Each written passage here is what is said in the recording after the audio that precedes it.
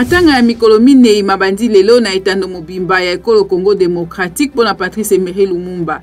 Bitiki bya nzoto ya ministre wa Yambo ya ekolo Congo Démocratique bizongi Kinshasa pona botia mina yango bisika ya kokanisa yango sima na komemana onalua esika abotamaka na Kisangani esika abandaka mosala pe na Lubumbashi esika bamobomaka. Na Afrique du Sud bapulusu bazali koluka bilembo ya ntina liwa ya bilenge tukumi bale na moko mususu ya mibu zomi na misato bakufaki na kati ya bar ya Township na East London lobby. Mingi kati na bakufi bazalaki ata na mpota te ntina ya liwa na ino eyebani te.